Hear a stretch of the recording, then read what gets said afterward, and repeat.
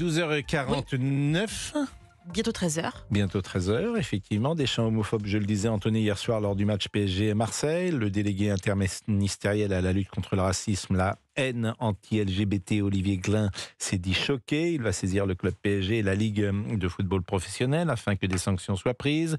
Sur une vidéo d'une trentaine de secondes, on peut entendre des supporters parisiens entonner des chants contre les joueurs marseillais. Est-ce que nous les écoutons, ces chants? Écoutons-les.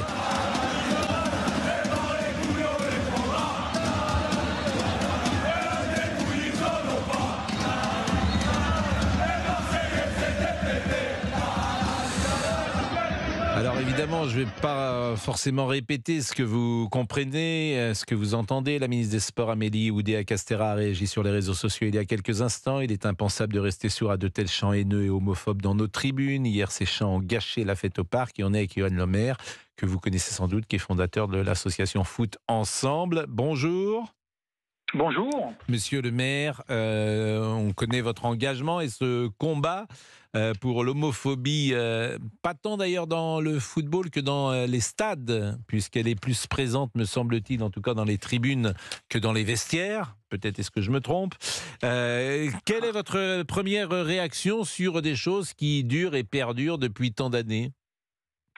Alors, on est tous d'accord pour que c'est vraiment pénible. On a l'impression qu'on s'en sortira jamais parce que c'est un sujet qui revient tous les ans où c'est vraiment difficile de lutter contre ces chants-là homophobes où vraiment ils insultent clairement, où on entend très bien ce qu'ils peuvent dire, ou même des joueurs reprennent derrière, où c'est vraiment pénible. Après, on intervient beaucoup auprès des supporters, des joueurs et des centres de formation. Et honnêtement, jusqu'à présent, je vous aurais dit, l'homophobie, je la vois plutôt dans le vestiaire. Vous voyez, il n'y a toujours pas de coming out dans le milieu du football pro.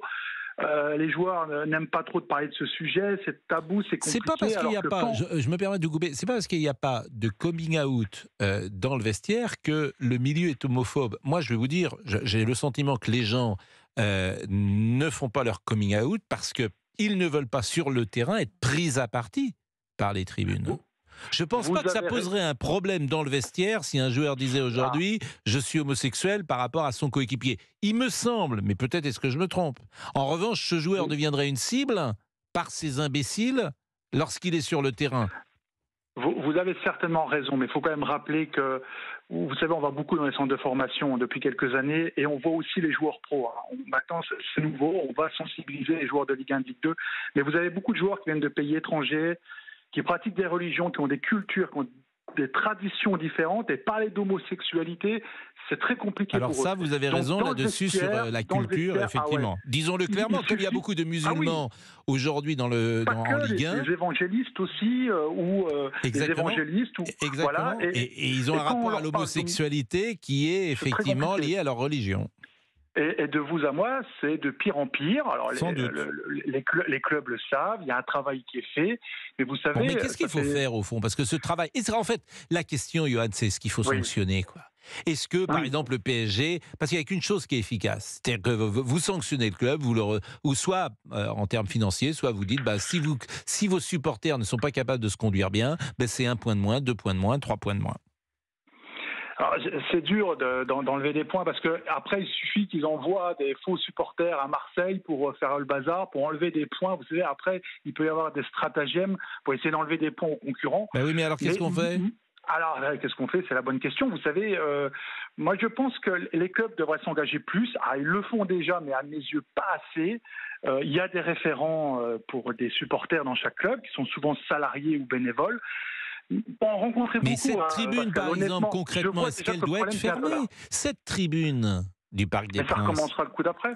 Mais vous la fermez à chaque fois ? Vous la fermez ? Par exemple, si la Ligue... Parce que moi, je trouve qu'il y a beaucoup d'hypocrisie dans ces sujets-là. On sait où ils étaient, ces supporters. Oui. Donc, ceux qui ont crié sont responsables. Ceux qui étaient à côté, d'une certaine manière, peuvent être complices parce qu'ils ne les ont pas empêchés de crier. Vous leur dites, vous fermez la tribune ? Fermer la tribune pour 5 matchs.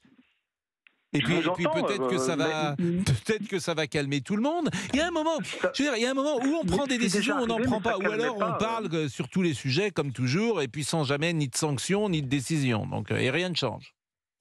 Mais là, la commission de discipline va certainement fermer la tribune, comme ça arrive Ah bon? souvent. Vous pensez? Oh, certainement. Ça va passer en commission de discipline pour les joueurs et pour les supporters en l'occurrence. Il est très probable, mais est-ce que ça arrive souvent? Parce qu'on ne le sait pas toujours. Mais souvent, on ferme une tribune parce qu'il y a eu des chants homophobes qui sont partis de la tribune. Mais ça ne règle pas le problème réellement. Ça recommande 15 jours, 3 semaines après, où les Alors qu'est-ce qu'il faut faire? disent... Alors peut-être déjà plus dans l'individuel, travailler plus entre le club et aussi le ministère de la Justice et le gouvernement, parce que le gouvernement c'est très bien de dire c'est pas bien l'homophobie, mais c'est aussi mettre des moyens. Et vous allez chercher les responsables, les capots, vous savez les animateurs qui lancent les chants. Vous pouvez aller aussi chercher les présidents des groupes, les ultras qui laissent faire et que ça fait rire pour certains. Les référents, vous avez des référents dans chaque club, des supporters qui certains ont envie de faire et d'autres pas du tout, parce que pour en rencontrer un certain nombre d'entre eux, je peux vous garantir que parfois les problèmes viennent aussi de là. Donc je pense qu'il faut vraiment remuer les clubs pour aussi déposer Et des les plaintes. sensibiliser. Je vous coupe parce qu'il est déjà 12h55 et Céline Géraud vient d'entrer dans le studio.